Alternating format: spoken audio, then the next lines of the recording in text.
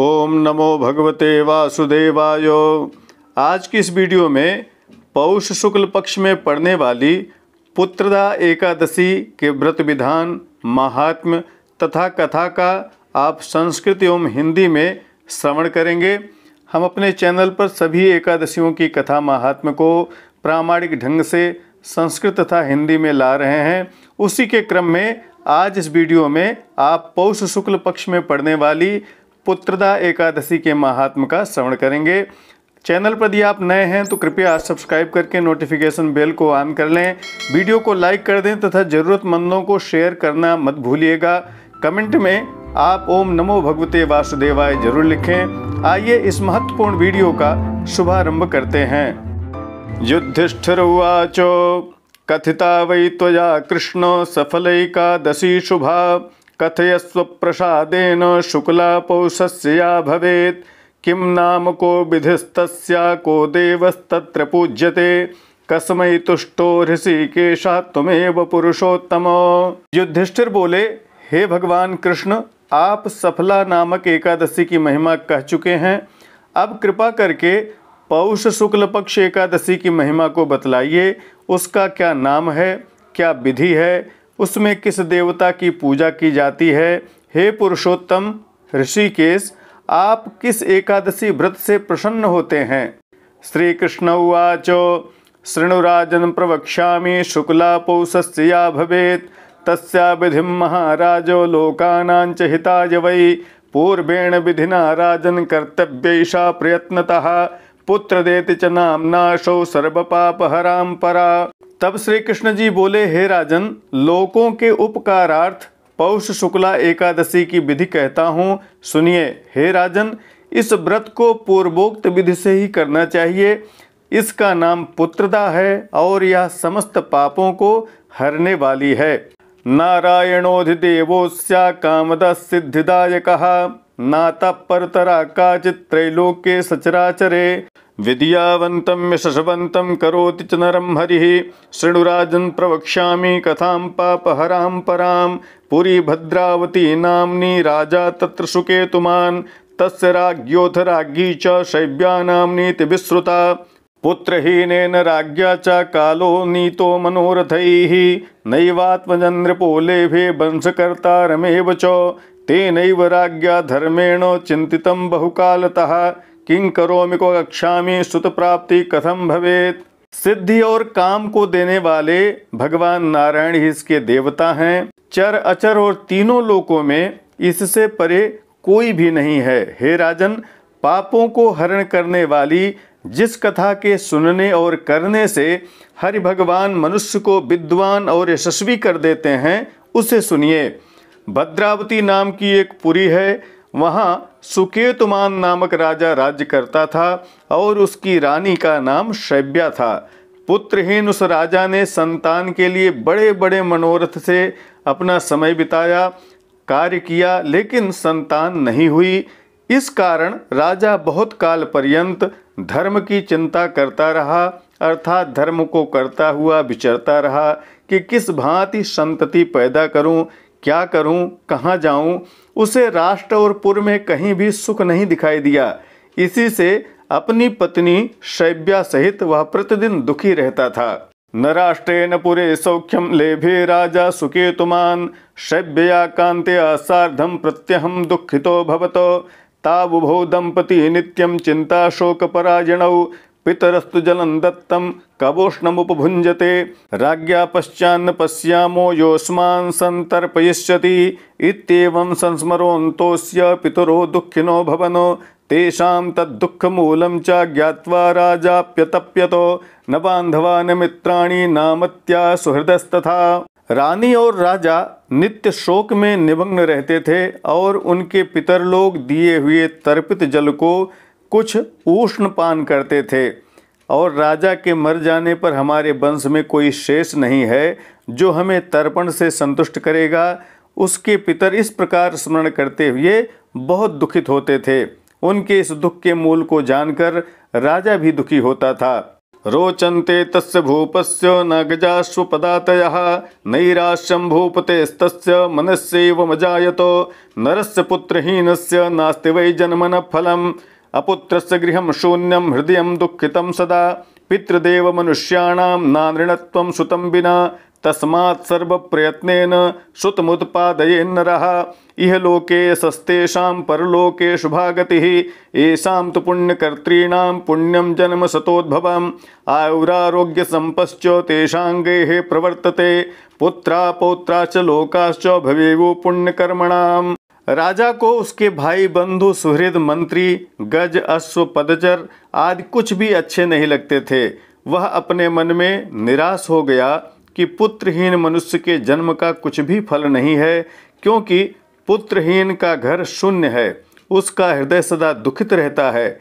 पुत्र के बिना देव पितर और मनुष्य के ऋण से उऋण होना कभी संभव नहीं है। इस प्रकार संपूर्ण प्रयत्न से मनुष्य को पुत्र उत्पन्न करने की चेष्टा करनी चाहिए। उनको इस लोक में यश और परलोक में मोक्ष की प्राप्ति होती है। जिनके 100 जन्म के पुण्य उदय होते हैं तो दीर्घायु आरोग्य लक्ष्मी उनके घर में होती है और पुत्र पौत्र तथा उनके सभी जन उनके साथ होते हैं। पुण्यम बिना न च प्राप्तिर विष्णु भक्ति बिना तथा पुत्राणाम संपदो वापि विद्यायाश्चेत में मतिः एवं विचिन्त्यमानोऽसौ राजा शर्मन् लब्धवान् प्रत्यूषे चिन्तयाद्राजा निषेधे चिन्तयत् तथा ततश्चात्म विनाशं वै विचार्याथ सुकेतुमान् आत्मघाते दुर्गतिं च चिन्तयित्वा तदा नृपः। क्योंकि पुण्य और विष्णु भक्ति के बिना पुत्र धन और विद्या की प्राप्ति नहीं होती, ऐसा सिद्धांत है। इसी प्रकार वह इसी चिंता में रात दिन दुखी रहता था। कभी रात में उठकर बैठ जाता था, आत्महत्या का विचार उसके मन में आता था और जब वह आत्महत्या से परलोक में दुर्दशा को समझ जाता था तो उस विचार को भी दूर कर देता था। निसंतान होने से अपने शरीर को क्षीण देखकर पुनः अपनी बुद्धि से इस तरह का विचार करता हुआ वह सोचने लगा। दृष्ट्वात्मदेहं प्रक्षीण म पुत्रत्वं तथैव च पुनर्विचार्यात्म बुद्ध्या ह्यात्मानो हितकारणम् अश्वारूढ़स्ततो राजा जगाम गहनं वनं पुरोहितादयः सर्वे न जानन्ति गतं नृपं गंभीरे विपिने राजा मृगपक्षे निषेविते विचचार तदा तस्मिन् वने वृक्षान् विलोकयन् बटानस्वस्तबिलमाश्च खर्जूरान् पनसांस्तथा बकुलान् सप्तपर्णाश्च तिन्दुकांस्तिलकानपि सालांस्तालांस्तमालांश्च ददर्श सरलान् नृपः इंगुदीक कुंभाशैव श्लेष्मातक विभीतकान। इस तरह से नाना प्रकार का विचार करते हुए राजा अपने घोड़े पर चढ़कर घनघोर वन में निकल गया। उसके पुरोहित आदि किसी को नहीं मालूम हुआ कि राजा कहाँ गया। जब मृग और पक्षियों से युक्त उस गंभीर वन में वह पहुँचा तो वहाँ उसने देखा कि वहाँ तरह तरह के वृक्ष हैं। बट, पीपल, बेर, खजूर, कटहल, मौलसरी, सप्तपर्ण, तिंदु और तिलक, शाल, ताल, तमाल, सरल, हिंगोट, अर्जुन, लभेरा, बहेरा, शल्लकी, करौंदा, पाटल, खैर, शाख और पलास, इन सभी पेड़ों से वह जंगल सुशोभित हो रहा था। राजा सब कुछ देखने लगा। शल्लकी करमर्दाश्च पाटलान् खदिरानपि शाखाश्चैव पलासाश्च शोभितान् ददृशे पुनः मृगव्याघ्रबराहाश्च सिंहाश्चाखा मृगानपि ददर्श भुजगान् राजा बल्मीकादभिनिसृतान् तथा वनगजान् मत्तान् कलभैः स संगतान् गवयान् कृष्णसारांश्च शृगालान् चषकानपि वनमार्जारकान् क्रूरान् भल्लूकाश्चमरानपि यूथपांश्च चतुर्दन्तान् कर्णीगणमध्यगान। मृग, व्याघ्र, वराह, सिंह, वानर और बल्मीक से निकले हुए अजगर तथा बच्चों समेत मत्त वाले जंगली हाथी, चमरी गाय, कृष्ण मृग, श्रृगाल, शशक और बनबिलाव, सुरही गौ और हथनियों के झुंड में 4 दंत वाले यूथप हाथी आदि सभी वहां पर घूम रहे थे। सभी को राजा देखने लगा। तान् दृष्ट्वा चिन्तयामासो आत्मनः स गजान् नृपः तेषां स विचरन् मध्ये राजा शोकमवापः महदाश्चर्य संयुक्तं ददर्श विपिनं नृपः क्वचिच्छिवारुतं शृण्वन्नुलूकविरुतं तथा तांस्तान् पक्षिगणान् पश्यन् बभ्राम वनमध्यगः एवं ददर्श गहनं नृपो मध्यगते रवौ शत्रुभ्यां पीड़ितो राजा इतश्चेतश्च धावति चिंतयामास नृपति संशुष्क गलकंधरः। इसी तरह से सबको देखते हुए राजा को अपनी हाथियों का स्मरण हो आया। वह शोकाकुल होकर उनके बीच में विचरने लगा।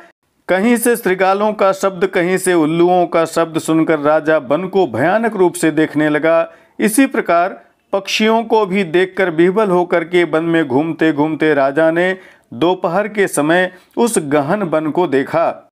तब क्षुधा और तृषा से कंठ सूख गया और इधर उधर भटकता हुआ वह चिंता करने लगा। मया तो किं कृतं कर्म प्राप्तं दुःखं यदीदृशं मया च तोषिता देवा यज्ञे पूजाभिरेव च तथैव ब्राह्मणा दानस्तोषितामिष्टभोजनैः प्रजाश्चैव यथा कालं पुत्रवत् परिपालिताः कस्मात् दुःखं मया प्राप्तो मीदृशं दारुणं महत् इति चिन्तापरो राजा जगामाथाग्रतो वनं सुकृतस्य प्रभावेण सरो दृष्टं मनोरमं मानसं स्पर्धमानं च पद्मिनी परिशोभितम्।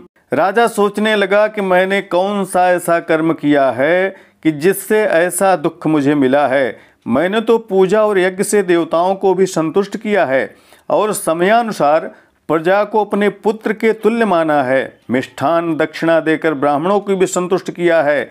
यह सब करने पर भी मुझे ऐसा दुख क्यों मिला है? इस चिंता में डूबा हुआ राजा उदास होकर उस घोर वन में चला गया। आगे जाकर पुण्य के प्रभाव से कुमुदुनी से सुशोभित मानसरोवर के समान एक मनोहर सरोवर दिखाई दिया। उसमें बहुत से मगर मछलियाँ और जलचरों सहित खिले हुए कमल से सुशोभित तथा राजहंस, चकोर और चक्रवाक से वह सरोवर शोभायमान हो रहा था। कारण्डवैश्चक्रवाकैराजहंसश्चनादितं मकरैर्बहुभिर्युक्तं मत्स्यैर्जलचरैरुतं समीपे सरतस्तत्र मुनीनामाश्रमान् बहून् ददर्श राजा लक्ष्मीवान् निमित्तैः शुभशंसिभिः सभ्यात् परतरं चक्षुरपसभ्यस्तथा करः स्फुरितस्तस्य राज्ञश्च संसितं शुभलक्षणं तस्य तीरे मुनीन् दृष्ट्वा कुर्बाणान्नैगमं जपम् अवतीर्य हयात् तस्मान् मुनीनामग्रतः स्थितः पृथक पृथक ववन्दे सा मुनिस्तान् संसितव्रतान् कृताञ्जलिपुटो भूत्वा दण्डवच्च प्रणम्य सः हर्षेण महताभिष्टो बभूव नृपसत्तमो तमोचुस्तेऽपि मुनिया प्रसन्ना स्मो भजन्तवो कथयस्वाद्य वै राजन् यत्ते मनसि वर्तते। उस सरोवर के समीप राजा को बहुत से ऐश्वर्यवान लक्ष्मीवान मुनियों के आश्रम दिखाई दिए। राजा का दाहिना नेत्र और दाहिनी भुजा फड़कने लगी। उसमें स्फुरण होने के कारण राजा को शुभ लक्षण जान पड़ा। सरोवर के तट पर मुनियों को वेद मंत्र जप करते हुए अश्व से उतरकर राजा उनके सम्मुख जाकर खड़े हो गए। फिर व्रत करने वाले मुनियों को पृथक पृथक वंदना कर और हाथ जोड़कर दंडवत प्रणाम करके राजा बहुत प्रसन्न हुआ और मुनिगण भी प्रसन्न होकर राजा से कहने लगे कि हम तुम्हारे ऊपर प्रसन्न हैं। हे राजन, तुम्हारी जो इच्छा हो उसे कहो। यह सुनकर राजा कहने लगा, राजोवाचो के यूयमुग्र तपसा का आख्या भवतामपि किमर्थमागता यूयम वदन्तु मम तत्त्वतः। राजा ने कहा, हे तपस्वियों, आप कौन हैं और आपका क्या नाम है? आप किस लिए यहाँ पर आए हुए हैं, मुझसे कहिए। मुनय ऊचुः विश्वे देवा वयं राजन् स्नानार्थमिह चागताः माघो निकटमायातो एतास्मत्पञ्चमे हनि अद्य एकादशी राजन् पुत्रदानां नामतः पुत्रं ददात्यसौ शुक्ला पुत्रदा पुत्रमीक्षिताम्। मुनि बोले, हे राजन, हम विश्वे देव हैं, स्नान करने के लिए यहाँ आए हुए हैं। आज से 5वें दिन माघ लग जाएगा। आज पुत्रदा नाम की एकादशी है। यह शुक्ल पक्ष की पुत्रदा एकादशी पुत्र की इच्छा वाले मनुष्य को पुत्र देती है। राजोवाचो एष वै संशयो मह्यं सुतस्योत्पादने महान् यदि तुष्टा भवन्तो मे पुत्रो वै दीयताम तदा। राजा ने कहा, पुत्र के उत्पन्न होने में मुझको बड़ा संदेह है। जो आप लोग मुझ पर प्रसन्न हो तो मुझे पुत्र दीजिए। मुने ऊचुः अस्मिन्नेव दिने राजन् पुत्रदानां वर्तते एकादशीति विख्याता क्रियतां व्रतमुत्तमम् आशीर्वादेन च अस्माकं केशवस्य प्रसादतः अवश्यं तव राजेन्द्र पुत्र प्राप्तिर्भविष्यति। इत्येवं वचना तेषां कृतं राज्ञा व्रतं शुभं द्वादश्यां पारणं कृत्वा मुनीन् नत्वा पुनः पुनः मुनि बोले, हे राजन, आज ही के दिन पुत्रदा नाम की विख्यात एकादशी है।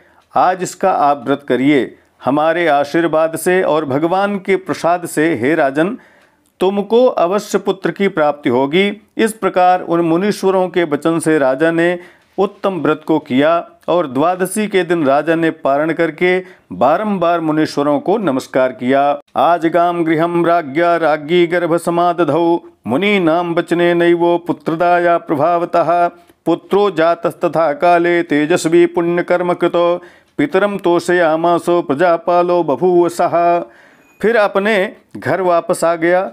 मुनीश्वरों की कृपा और व्रत के पुण्य से रानी गर्भवती हुई और समय पर तेजस्वी तथा पुण्य कर्म करने वाला एक पुत्र उत्पन्न हुआ। वह पिता को संतुष्ट करके प्रजा के पालन में तत्पर रहने लगा। एतस्मात् कारणाद् राजन् कर्तव्यं पुत्रदाव्रतं लोकानां च हितार्थाय तवाग्रे कथितं मया। एतद् व्रतं तु ये मर्त्या कुर्वन्ति पुत्रदाभिधं तेषां चैव भवेत् पुत्रो ह्यवश्यं मोक्षभागिनाम्। हे राजन, इस प्रकार से पुत्रदा का व्रत करना चाहिए। सबके हित के लिए मैंने इसकी महिमा कही है। जो मनुष्य पुत्रदा नामक यह व्रत करते हैं उन मोक्षभागी मनुष्यों को अवश्य पुत्र प्राप्त होता है। हे राजन, इसके पढ़ने और श्रवण करने से अश्वमेध यज्ञ का फल प्राप्त होता है। बोलिए वृंदावन बिहारी लाल की जय। इस तरह से पौष शुक्ल पक्ष में पढ़ने वाली पुत्रदा एकादशी की व्रत कथा महात्म्य को आप सभी ने सुना। भगवान आप सभी की मनोकामना को पूर्ण करें। इसी तरह की प्रामाणिक व्रत पर्व त्योहार, ज्योतिष, वास्तु तथा ग्रह बाधा निवारण संबंधी जानकारियों के लिए बने रहें हमारे साथ। नमस्कार। जय विश्वनाथ।